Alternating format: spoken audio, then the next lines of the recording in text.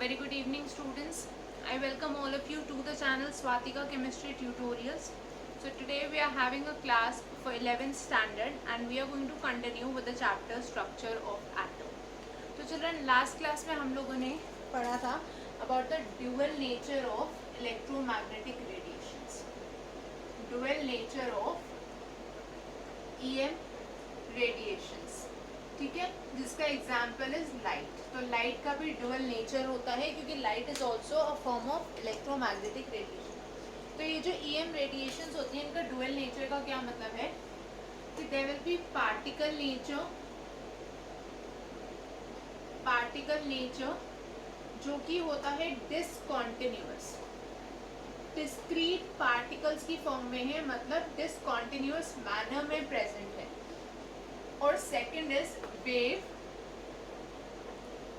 Nature जो कि एक कॉन्टिन्यूअस फॉर्म है. This is a continuous form. So we had seen that there were certain phenomena such as diffraction, interference जो आप optics में पढ़ते हो, और ये जो फिनोमेना थे ये इस वेव नेचर से एक्सप्लेन हो सकते थे. Phenomena such as diffraction and interference. Diffraction and interference in these electromagnetic radiations could be explained on the basis of the wave nature. ठीक है, क्योंकि जो diffraction और interference आप पढ़ते हो वो आप हमेशा waves के लिए पढ़ते हो. But there were certain phenomena such as the photoelectric effect जो हमने last class में पढ़ा था. क्या होता है photoelectric effect, ठीक है. और उसके बाद the black body radiation, black body radiation. इसके बारे में भी हम लोगों ने लास्ट क्लास में पढ़ा था कि कोई भी बॉडी आइडियली ब्लैक बॉडी नहीं होती, बट अंडर सर्टेन कंडीशंस आप किसी बॉडी को ब्लैक बॉडी में कन्वर्ट कर सकते हो. और फोटो इलेक्ट्रिक इफेक्ट में भी हमने पढ़ा था कि जब भी लाइट फॉल करती है of a suitable frequency, when it falls on to the surface of a metal, then electrons get ejected out. Okay, and during this ejection there is no time lag, मतलब जैसे ही light fall होगी immediately ejection of electrons हो जाएगा without any time interval. ठीक है, तो ये था photo electric effect. Now these effects such as the photoelectric effect and the black body radiation, they could not be explained on the basis of the wave nature, और ये explain हो सकते थे सिर्फ और सिर्फ पार्टिकल नेचर के basis पे. अब इन टॉपिक्स पे हम कुछ क्वेश्चन देखते हैं. Okay, so let's have a look at a few questions related to these.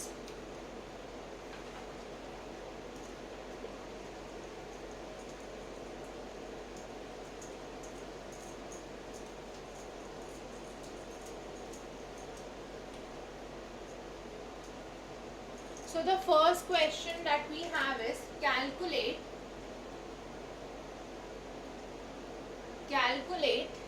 the work function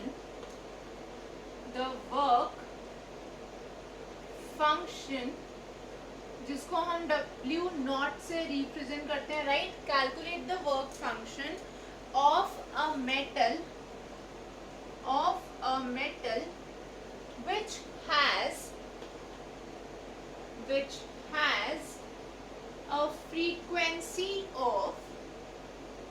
which has a frequency of 5.2 into 10 to the power 14 second inverse. एक metal है जिसकी frequency, threshold frequency, actually this is the threshold frequency. इस metal के लिए आपको threshold frequency given है और आपको वर्क फंक्शन निकालना है. तो if you all remember from what we have done previously, जो वर्क फंक्शन होता है that is a product of the Planck's constant and threshold frequency, right. ये फॉर्मूला हम लोगों ने पढ़ा था. Work function is equal to h nu naught. That means this will be 6.626 into 10 to the power minus 34 joule second, which is the unit of Planck's constant, into 5.2 into 10 to the power 14 second inverse inverse और hertz, ठीक है, क्योंकि ये हम joule second में लेंगे unit, इसलिए we are going to take it as second inverse only, okay. अगर क्वेश्चन में हर्ट्ज गिवन होता तो भी आप उसको एक्सप्लेन करके इसको सेकंड इनवर्स में कन्वर्ट करके लिखते, okay. So now when you multiply these two, you will be getting the value for the work function as 34.45 into 10 to the power minus 20, minus 34 plus 14 मतलब minus 20, सेकेंड और second inverse cancel, joule, ठीक है। 34.45 into 10 to the power minus 20 joule, या मैं इसको अगर scientific notation में लिखूं, this will be 3.445 into 10 to the power minus 19 joule. ये हमारा फाइनल आंसर हो गया, the value for work function when you have been given the value for threshold frequency. Now children, let us see another question related to this concept itself.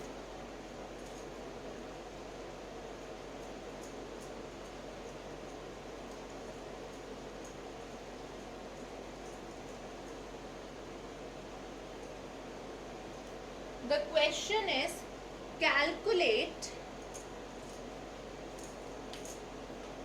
calculate the threshold frequency, calculate the threshold frequency,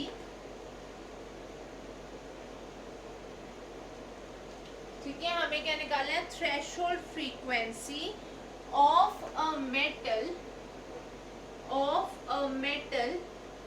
ठीक है, threshold frequency निकाली है metal की, जिससे कि ejecting out photoelectrons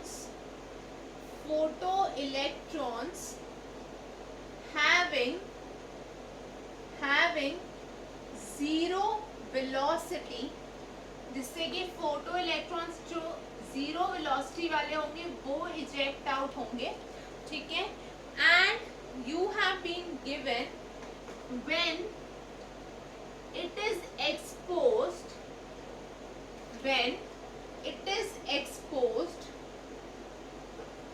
to a radiation having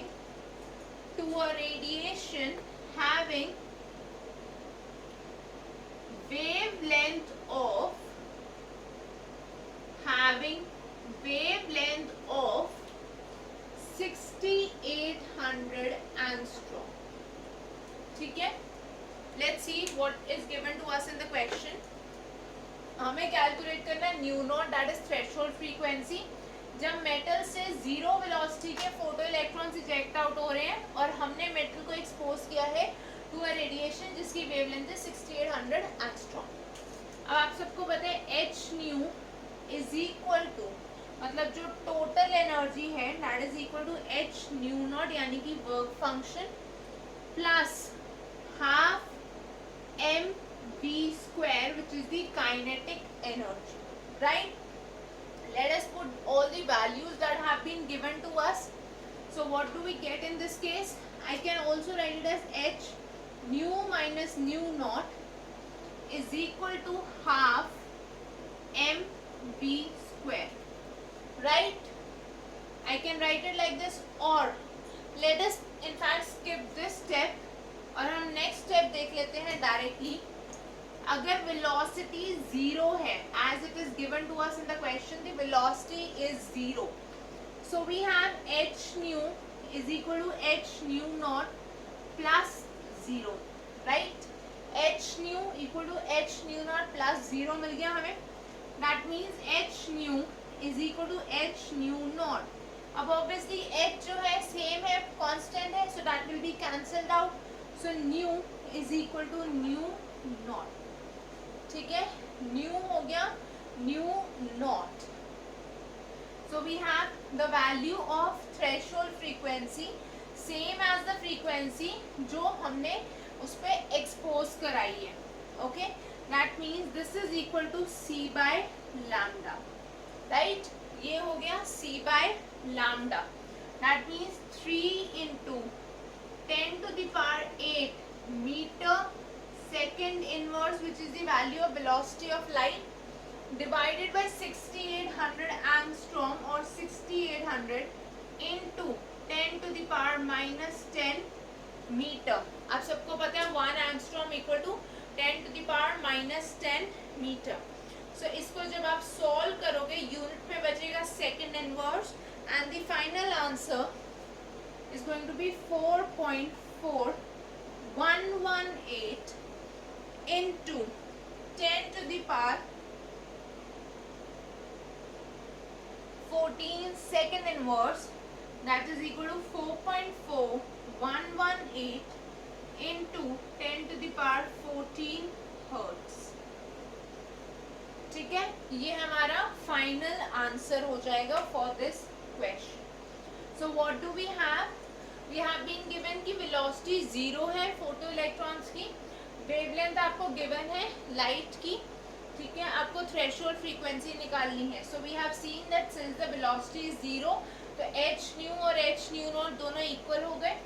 मतलब जो frequency है और जो थ्रेशोल्ड फ्रीक्वेंसी है दोनों same. So we get the value as c by lambda. Okay, when we put in the values we get this as the final answer. So children, I hope the question is clear everyone. Let us now move to the next question.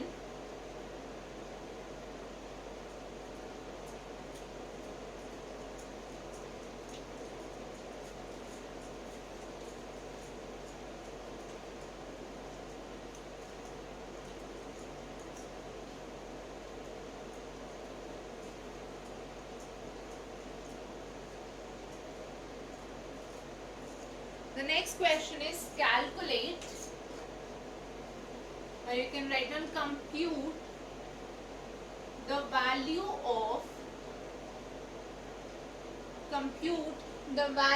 of maximum kinetic energy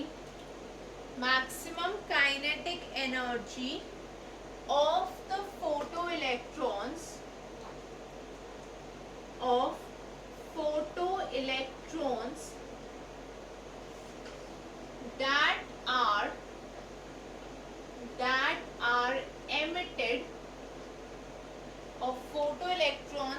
that are emitted when a light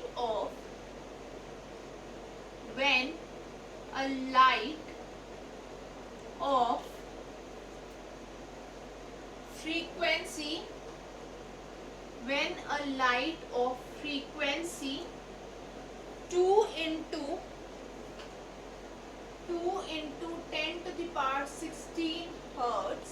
ठीक है, हमारे पास एक light है जिसकी frequency 2 into 10⁻16 hertz. इसको हमने क्या करा, इरेडिएट करा. ठीक है, इज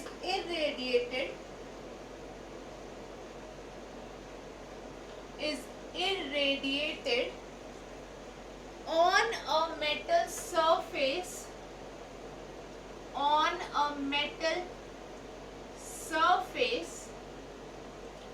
ठीक है, इसको हमने इरेडिएट करा मेटल सरफेस पे, जिसके लिए थ्रेशोल्ड फ्रीक्वेंसी गिवन है. With threshold frequency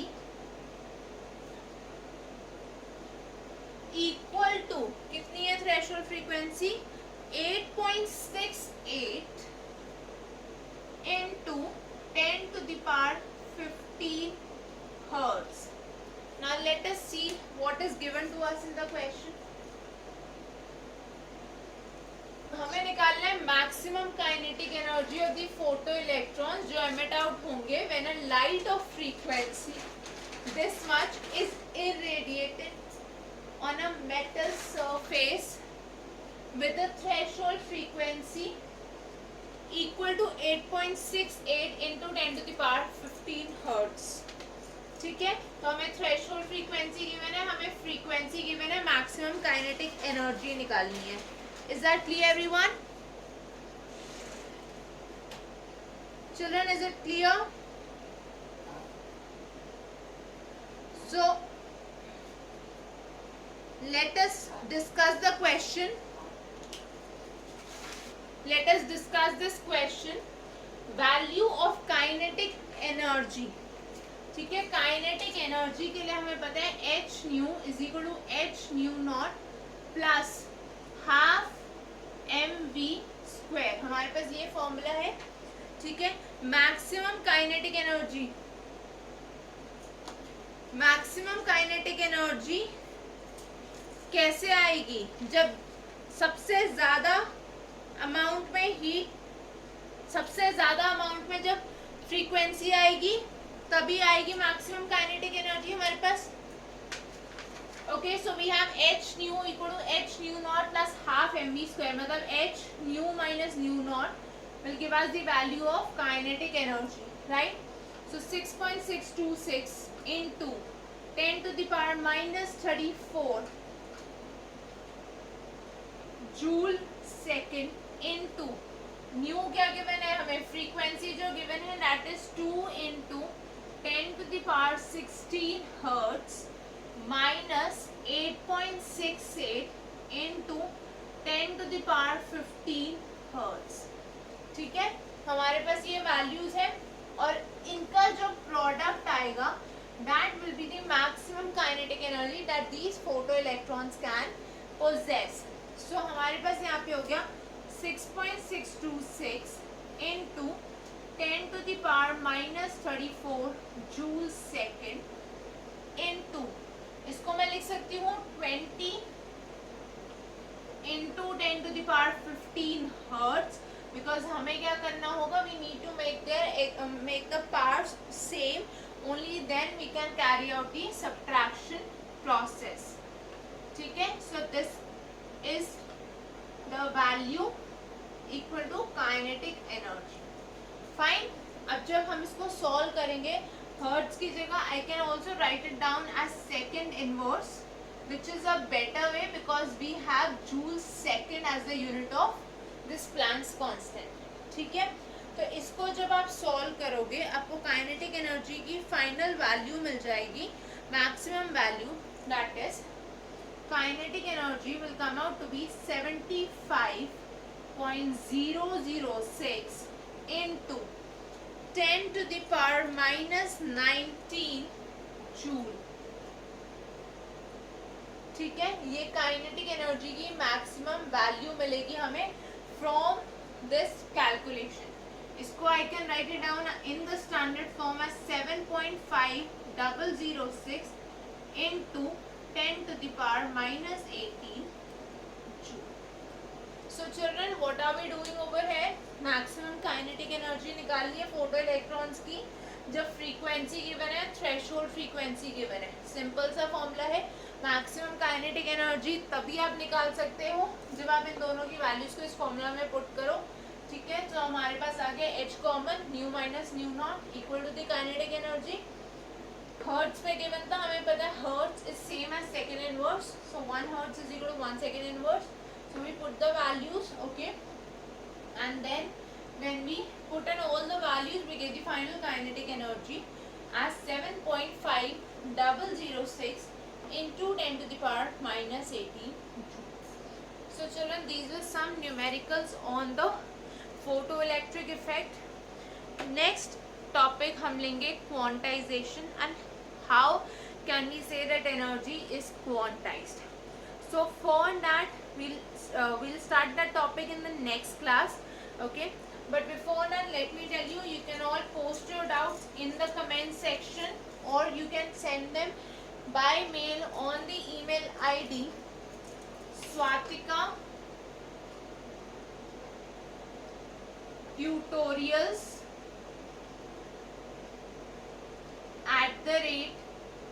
@gmail.com. And children, let me tell you one very important thing.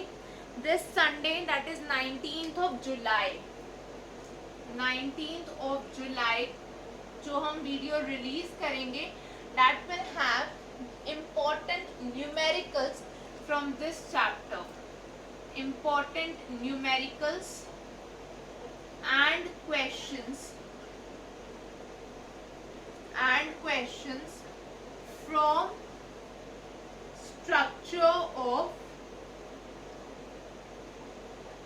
From structure of atom.